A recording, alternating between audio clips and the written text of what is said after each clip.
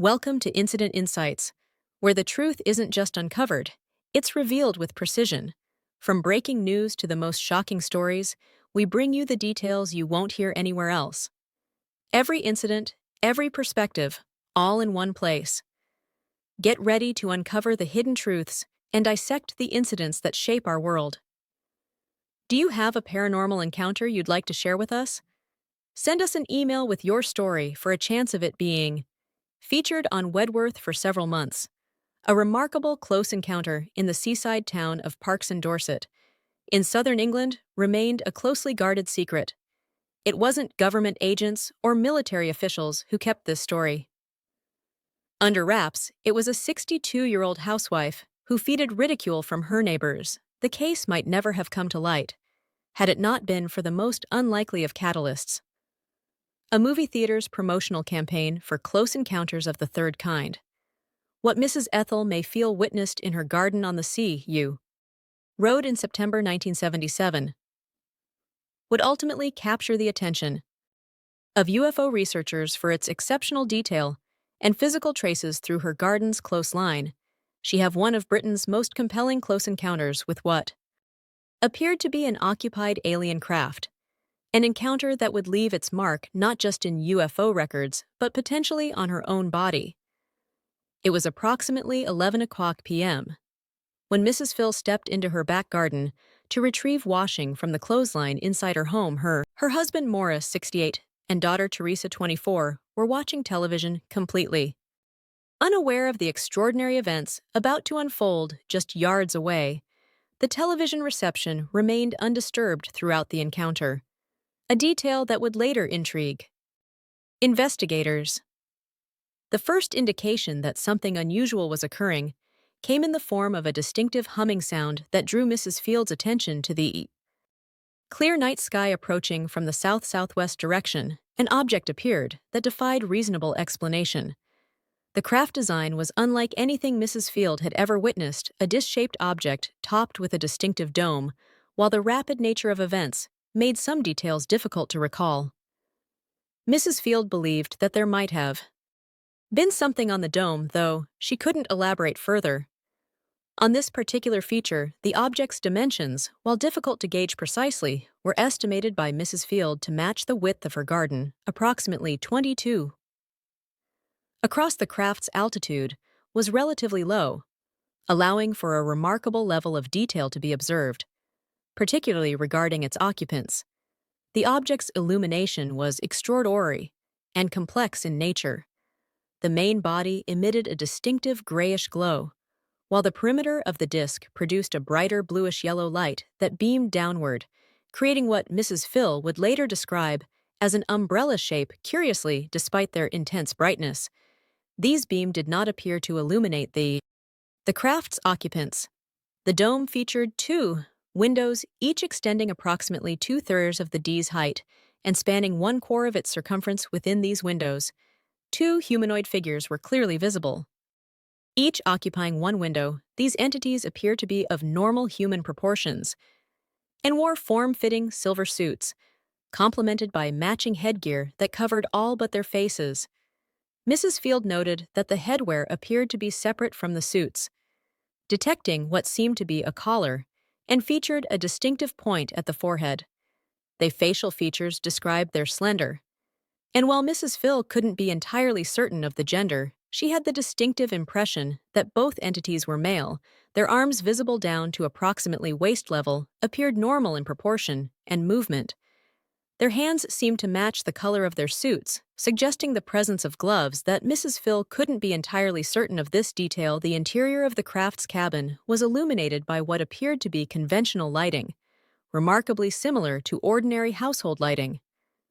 The entity positioned on right-hand side, from Mrs. Phil's perspective, appeared to be operating some form of controls, while the actual control mechanisms were not visible to Mrs. Field.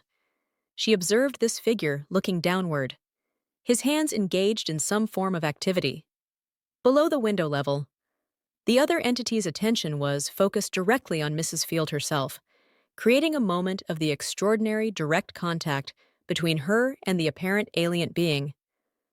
As a craft reached a position directly above the far end of her garden, it paused in a hovering position. The intensity of the craft's lights prompted Mrs. Field to raise her hands, palms facing outward to shield her eyes. It was at this moment that several unusual physical effects occurred. Mrs. Field experienced a slight sensation of heat on her hands accompanied by a distinct trembling or vibration of the ground that lasted for just a few seconds. The sensation was so pronounced that she initially feared an earthquake might be occurring, and she expected to see neighbors emerging from their homes in alarm. Remarkably, no one else in the Haymead vicinity seemed to notice anything unusual. The encounter took an even more dramatic turn when the entity observing Mrs. Field shifted its position slightly and made a distinct downward-pointing gesture with his right hand. Mrs. Field interpreted this as an indication of the craft's intention to land. Finding herself alone in this extraordinary situation, and now thoroughly alarmed, she turned and fled toward her house at the doorway. She paused briefly to look back just in time to witness the object departing at high speed in a northwesterly direction. The entire encounter from first sighting to the object departure lasted no more than 20 to 30 seconds. Upon rushing inside, Mrs. Phil immediately attempted to share her experience with her husband and daughter, who was still watching television. Their action was one of skepticism and amusement when Mrs. Phil expressed her intention to contact the local newspaper about her sighting her daughter. Teresa strongly discouraged her, fearing the family would face ridicule from the community.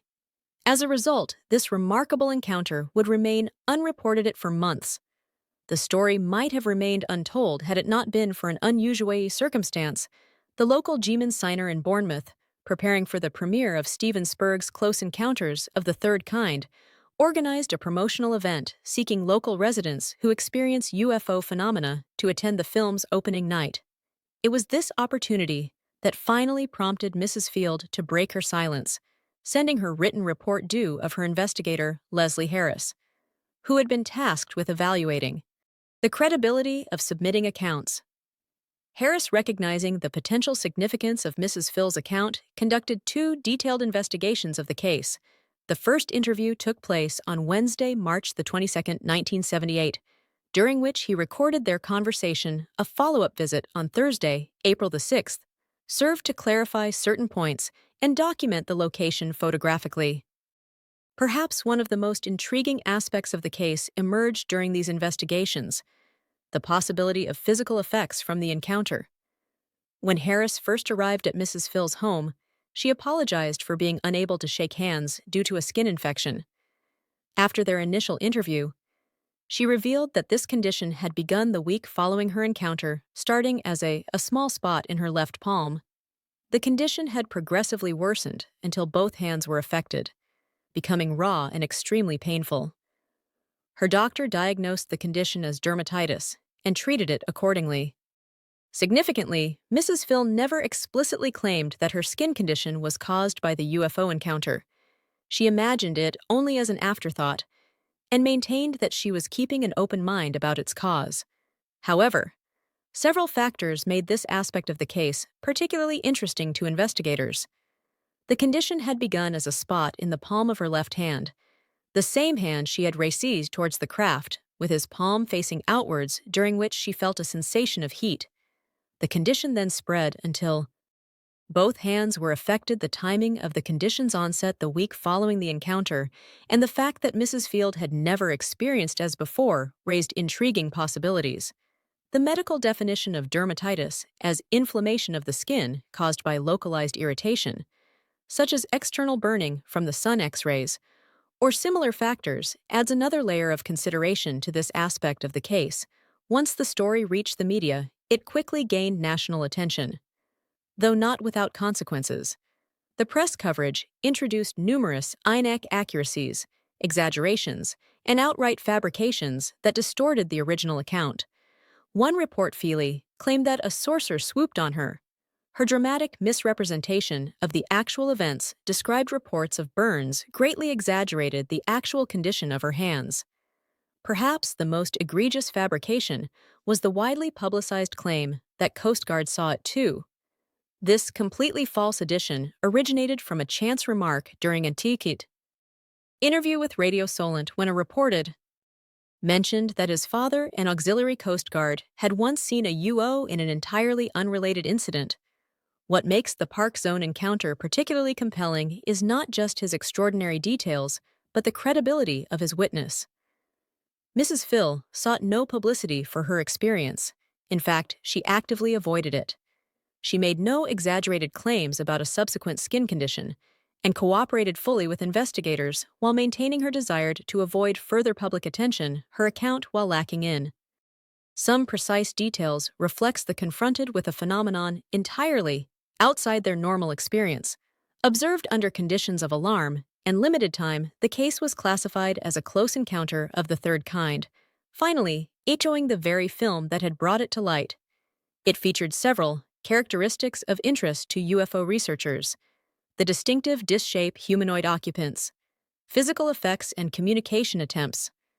Parkone incident remains one of Britain's most carefully documented close encounters, investigated through methodical research, rather than sensational reporting like many such accounts.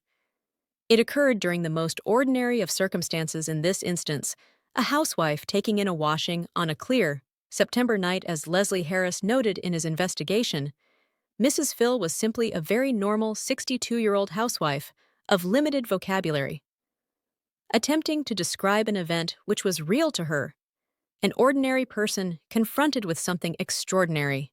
Thanks for joining us on this journey into the unknown. If you want more insights, be sure to hit that subscribe button and ring the bell to stay updated on our latest investigations. Don't miss out on the next big reveal. Drop your thoughts in the comments below. What incident do you want us to cover next? Until next time, stay curious and keep seeking the truth. This is Incident Insights.